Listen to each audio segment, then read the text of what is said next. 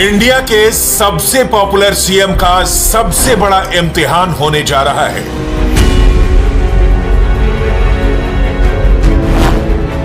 हिंदुस्तान का इकलौता भगवाधारी मुख्यमंत्री हिंदुत्व के सबसे बड़े गढ़ में 22 के लिए दहाड़ रहा है।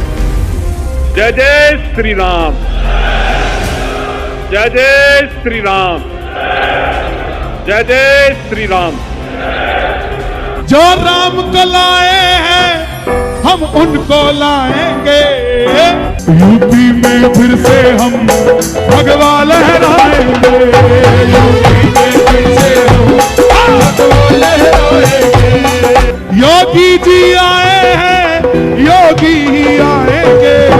योगी ही आए हैं, योगी ही आएंगे।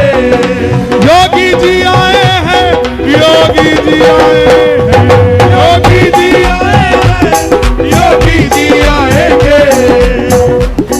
यूपी में फिर से हम भगवा लहराएंगे। यूपी में फिर से हम भगवा लहराएंगे। संत महंत, जवाब इस वीडियो में है। हाथों में मोदी योगी की तस्वीर और जुबान पर बस एक ही नारा।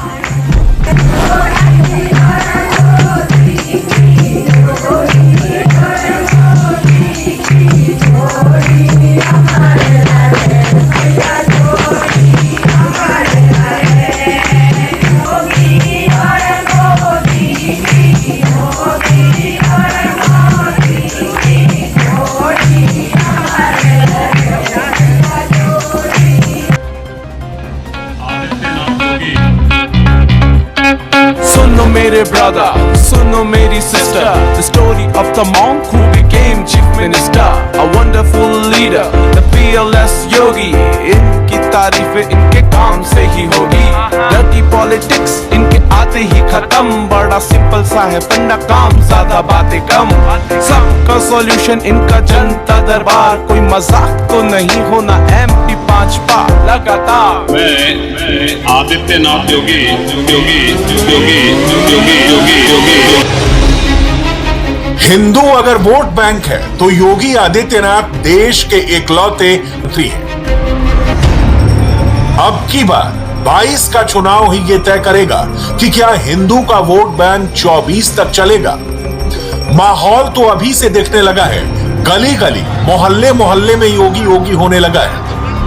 सुल्तानपुर में योगी योगी, फतेहपुर में योगी योगी, कानपुर में योगी योगी, जौनपुर में योगी योगी, गोरखपुर में योगी योगी, गाजीपुर में योगी योगी, हमीरपुर में योगी योगी, बलरामपुर में योगी योगी, लखीमपुर में योगी योगी। यूपी के हर कण कण बोले श्री योगी योगी।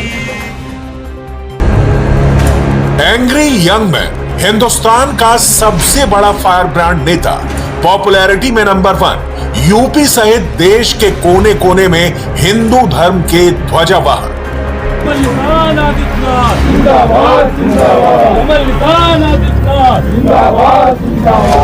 योगी की यही पहचान है। वो मठाधीश भी हैं और सत्ताधीश भी।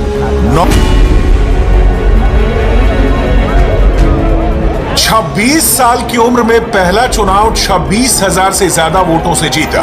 सबसे कम उम्र के सांसद बने। इसके बाद हर लोकसभा चुनाव में योगी का वोट परसेंटेज बढ़ता गया। पॉपुलैरिटी का ग्राफ बढ़ता गया। योगी न रुके न थमे, बस बढ़ते चले गए।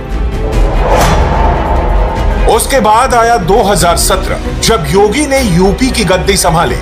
और अब है 22 की लड़ाई, जिसे जीतना ही योगी का मिशन है। ठीक है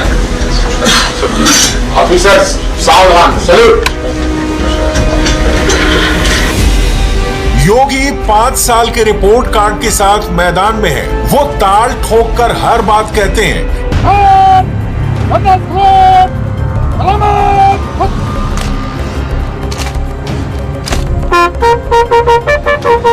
योगी में ऐसा क्या है कि कोई और नेता योगी आदित्यनाथ के आसपास भी नहीं फटक पाया। उत्तराखंड का एक राजपूत यूपी में आकर राजनीति के शिखर पर कैसे पहुंच गया। योगी का जलवा तब भी कायम था जब वो कॉलेज में थे। फैशनेबल, चमकदार, टाइट कपड़े और आंखों पर काले गॉगल्स, योगी ऐसे भी थे। 1993 में योगी महंत अवैधनाथ के संपर्क में आए, गोरखपुर चले गए, दीक्षा प्राप्त की और सन्यासी बन गए। अवैधनाथ ने 1998 में राजनीति से संन्यास लिया और योगी आदित्यनाथ को अपना उत्तराधिकारी घोषित कर दिया और उसी साल योगी की पॉलिटिकल एंट्री हुई। योगी नेता तो बन चुके थे मगर बहुत सख्त थे। योगी संत तो हैं मगर योद्धा वाले संत हैं। योगी सन्यासी भी हैं मगर सारे सियासी विरोधियों के लिए अयोध्या एक प्रयोगशाला हो सकती है, लेकिन योगी के लिए अयोध्या सदियों की कर्मशाला है। सीएम योगी जब लिखते हैं कि ये राम भक्तों की सरकार है तो गोरखपुर के सांसद योगी की बातें भी याद आती हैं। लोकसभा से विधानसभा तक राम की गूंज। जिस प्रकार से धार्मिक स्वतंत्रता के मौलिक अधिकार पर उत्तर प्रदेश सरकार ने प्रहार किया है, महोदय, पहली बार देखने को मिला है कि लगभग 2000 से अधिक संतों को गिरफ्तार किया गया है और पूरी तरह अपमानित किया गया है। मैं याद दिलाना चाहूंगा, इस देश के अंदर सेकुलरिज्म के नाम पर राजनीति करने वाले उन सभी दलों को 1994 में कांग्रेस नेतृत्व की सरकार ने सुप्रीम कोर्ट में एक शपथ पत्र दिया था और ये कहा था कि अगर तय हो जाएगा कि अयोध्या में विवादित जो ढांचा था वह ढांचा किसी हिंदू मंदिर या स्मारक को तोड़ करके बनाया गया है तो हिंदू भावनाओं के अनुरूप कार्य होगा। आखिर यह साबित हो चुका है कि विवादित भूमि ही राम जन्मभूमि है और जब विवादित भूमि राम जन्मभूमि है तो फिर उसके लिए कानून बनाने की मांग इस देश का संत समाज कर रहा है, कोई पाप नहीं कर रहा है। हम अपने हक को मांग रहे हैं और हम यही मांग कर रहे हैं कि अयोध्या में राम जन्मभूमि में भव्य मंदिर का निर्माण होना चाहिए। संतों को उनके हकों से वंचित किया जा रहा है, उनके धार्मिक यात्रा को प्रतिबंधित किया जा रहा है, उन्हें अपमानित किया जा रहा है। और किस समाजवाद की बात मुलायम सिंह जी कर रहे हैं, किस संविधान की बात कर रहे हैं? ये समाजवाद है। स्वयं राष्ट्रीय अध्यक्ष हैं, इनके 2 भाई महासचिव हैं, इनका पुत्र प्रदेश अध्यक्ष है। कौन से समाजवाद की बात करते, परिवारवाद की बात करते, बेवकूफ बना रहे देश को। 23 साल पहले भी राम भक्त योगी पॉपुलर थे। 23 साल बाद भी 2021 में राम के भक्त योगी की पॉपुलैरिटी इंटैक्ट है। योगी में कौन सा ऐसा एक्स फैक्टर है, कौन सा ऐसा चुंबक है कि वो देश के इकलौते ऐसे नेता बन गए जो सबसे कम उम्र के सांसद भी बने और सिर्फ 45 की उम्र में देश के सबसे बड़े सूबे के सीएम भी बने? इसका जवाब अमित शाह के पास है। तालियों से स्वागत कीजिए माननीय मुख्यमंत्री माननीय श्री योगी आदित्यनाथ जी का। तो भारतीय जनता पार्टी ने नेता के रूप में आज के मुख्यमंत्री श्री योगी आदित्यनाथ जी का चयन किया और तब काफी लोगों के मुख पर फोन आया। जब योगी जी को मुख्यमंत्री बनाया, किसी को कल्पना नहीं थी कि योगी जी मुख्यमंत्री बने। और ढेर सारे लोगों के फोन आए थे कि योगी जी ने कभी म्यूनिसिपालिटी भी नहीं चलाई। वास्तविकता थी, नहीं चलाई। योगी जी कभी कोई सरकार में मंत्री नहीं रहे। योगी जी सन्यासी, पीठाधीश और इतने बड़े प्रदेश का आप उनको मुख्यमंत्री बना रहे हो, इतना बड़ा प्रशासनिक काम उनको दे रहे हो जिनके पास प्रशासनिक अनुभव शून्य के बराबर है।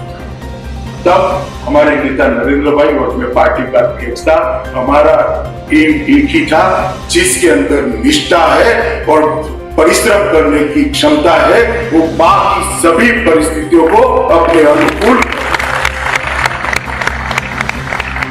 और यही 2 मानकों के आधार पर उत्तर प्रदेश का भविष्य भारतीय जनता पार्टी ने योगी आदित्यनाथ के हाथ में सौंपा। योगी के दरबार में राम राम भी होता है, जनता जनार्दन का काम भी होता है। दरबार तब भी सजता था जब योगी सिर्फ एक महंत थे। योगी के दरबार में जरूरतमंदों को चिट्ठियां तब भी बांटी जाती थी जब वो सिर्फ एक सांसद थे। टाइपराइटर नॉन स्टॉप चलता रहता था, फोन की घंटियां बजती रहती थी, कुर्सियां लगी रहती थी।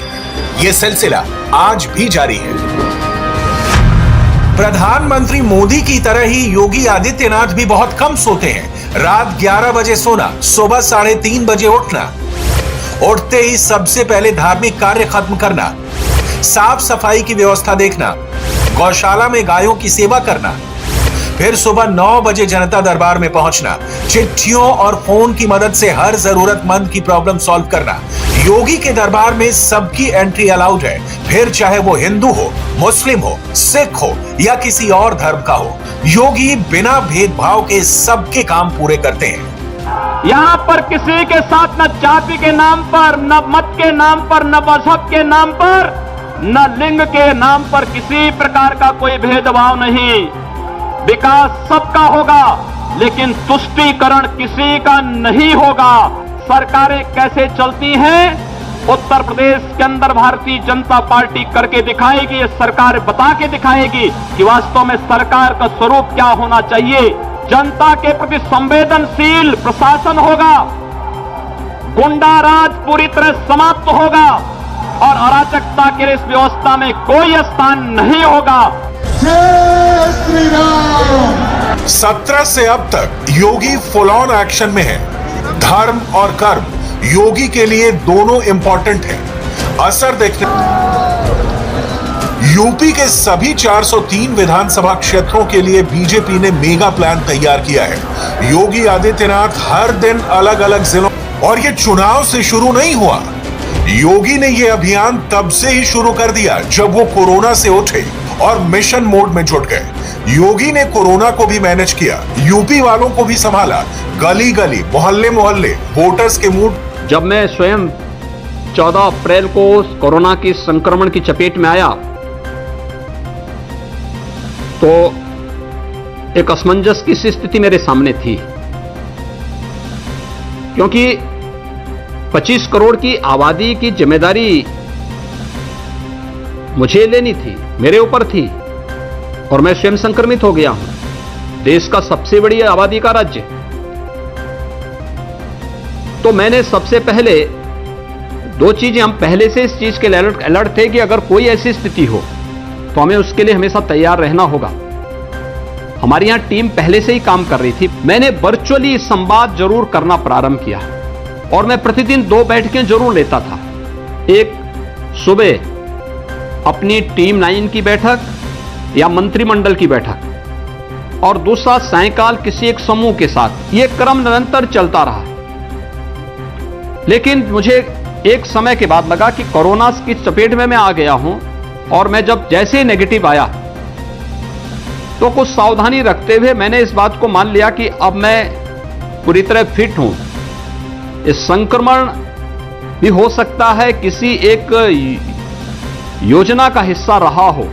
मैं सावधानी रखते हुए अगर अब फील्ड में उतर जाऊंगा तो जो आशंका व्यक्त की जा रही है कि यूपी की आबादी को देख के देश और दुनिया ने बहुत सारी आशंकाएं व्यक्त की कि यूपी की स्थिति अनियंत्रित हो जाएगी, यूपी में गांव में संक्रमण फैल चुका है, तो मुझे स्वयं फील्ड में उतरना पड़ा। और 1 मई से लेकर के 28 मई तक मैंने प्रदेश के सभी 18 कमिश्नरी और 40 जनपदों का भ्रमण किया, गांवों में गया, हॉस्पिटल्स का भ्रमण किया, इंटीग्रेटेड कोविड कंट्रोल सेंटर का निरीक्षण किया, प्रशासन और जनप्रतिनिधियों के बीच में बैठकें करके उन सबको इसके साथ जोड़ा, और उसका परिणाम था उत्तर प्रदेश सबसे अच्छा मॉडल देने में सफल हुआ। इस बार के इलेक्शन में जबरदस्त हिंदू वर्सेस मुसलमान हो रहा है, मगर योगी हर तबके के लिए काम कर रहे हैं। तो क्या वाकई योगी से मुसलमान डरता है? जवाब इन तस्वीरों में है। और ये भी फैक्ट है, योगी डराते तो नहीं है, लेकिन किसी से डरते। मुख्यमंत्री तो पूरे प्रदेश का हूं, 22 करोड़ जनता का मुख्यमंत्री हूं, लेकिन मेरी व्यक्तिगत आस्था भी है। और व्यक्तिगत आस्था ये, मैं वो पाखंड नहीं कर सकता कि घर के अंदर हनुमान चालीसा का वाचन करूं और बाहर जाकर टोपी लगा करके जो है दूसरा प्रदर्शन करूं। ये चीजें नहीं हो सकती हैं। मेरी आस्था मेरे स्थान पर है, मैं उसका पालन कर रहा हूं, और मुझे हिंदू होने पर गर्व की अनुभूति भी होती है। हमें एक दूसरे की भावनाओं का सम्मान करना होगा। ये पाखंड करने से नहीं होगा कि हम मंदिर जाएंगे, तिलक लगा देंगे, मस्जिद जाएंगे, टोपी रख देंगे, फिर जाके कहीं और जाएंगे, वहां कुछ और कर देंगे। ये नहीं होगा। हमारी आस्था हमारी जगह है, लेकिन सुरक्षा सबको देंगे और पर्व और त्योहार मनाने की पूरी स्वतंत्रता भी सबको, अगर शांतिपूर्ण ढंग से मनाता है सबको। योगी के राज में सब खुलकर जीते हैं, बेझिझक, बिना किसी डर के रहते हैं। तभी तो पूर्वांचल के कोने कोने में योगी योगी ही चलते हैं। यूपी में आएंगे, यूके में आएंगे, यूपी में आएंगे, यूके में आएंगे, हामी और योगी भगवान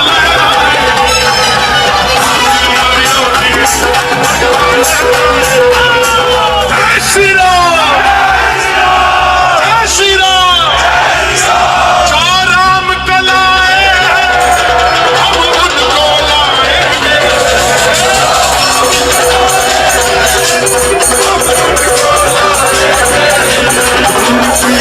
फिर से हम फिर से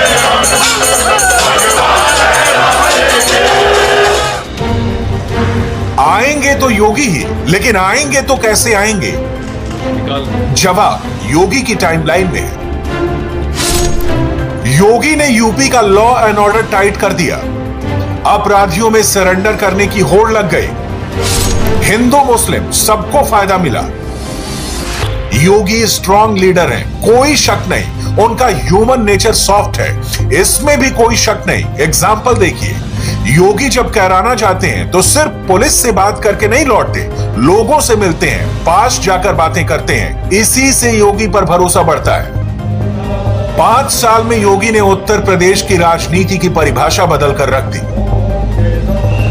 यूपी ने वो दौर देखा है जब इफ्तार होता था, मगर आज हर नेता भगवाधारी बना बैठा है। पहले सारे जालीदार टोपी पहनते थे, अब सब मंदिर मंदिर घूम रहे हैं। ये है योगी का इफेक्ट, मगर असली भगवाधारी से पहले मॉड्यूल यही था। लखनऊ में राम मंदिर का नाम लेना मना था, कुर्सी के लिए टोपी पहननी पड़ती थी। एक बार सरकार में आ गए तो आराम से रहेंगे। बात बहुत सिंपल सी है, योगी नो नॉनसेंस वाली पॉलिटिक्स करते हैं, कहीं पर भी किसी चीज से कॉम्प्रोमाइज नहीं करना, ना डरना है ना दबना है, मजबूरी में नहीं चलना है, बस नॉन स्टॉप मेहनत करनी है। योगी ब्रांड ऑफ पॉलिटिक्स यही है। फुल टर्म के बाद यूपी का कोई सीएम रिपीट नहीं हुआ है, दशकों के बाद कोई जीता ही नहीं। मगर 22 में फुल टर्म के बाद अगर योगी ये कारनामा कर देते हैं तो मोदी के बाद योगी ही हिंदुस्तान के सबसे कामयाब सीएम बन जाएंगे। यूपी को योगी पर भरोसा है, मगर क्या 22 में योगी का इम्तिहान इतना आसान है? लखनऊ में लगातार 5 साल तक डटे रहना, टिके रहना, फुल टर्म पूरा करना और फिर अगले चुनाव में दोबारा चीफ मिनिस्टर बनना, यूपी में ऐसा कौन कर पाया है? याद कीजिए, जवाब है कोई नहीं। यूपी ने कल्याण सिंह को भी चुना, मुलायम पर भी दांव खेला, मायावती को भी मौका दिया। ये लिस्ट बहुत लंबी है। 2017 तक उत्तर प्रदेश के 70 सालों के 17 विधानसभा चुनाव में कुल 21 मुख्यमंत्री रहे, लेकिन कोई भी मुख्यमंत्री फुल टर्म के बाद अपना कार्यकाल रिपीट नहीं कर सका। सबकी सीएम वाली टाइमलाइन पूर्व मुख्यमंत्री उत्तर प्रदेश तक आकर सिमट गई। आप किसी का भी नाम ले लीजिए, मुलायम सिंह यादव, विश्वनाथ प्रताप सिंह, श्रीपति मिश्र, मायावती, राम प्रकाश, कल्याण सिंह, नारायण दत्त तिवारी, राम नरेश यादव, मौका इन सबको मिला। लेकिन यूपी वालों ने, इसीलिए कहा जा रहा है कि अगर 22 में योगी ने यूपी का किला फतह कर लिया तो वो इतिहास रच देंगे। इस बार यूपी में फ्लेवर भी मोदी योगी वाला है, माहौल भी योगी मोदी के पक्ष में दिख रहा है। सारे ट्रेंड्स, पॉपुलैरिटी के सारे पैमाने इसी बात की तरफ इशारा कर रहे हैं कि अब की बार उत्तर प्रदेश में महाराज जी की वापसी हो सकती है।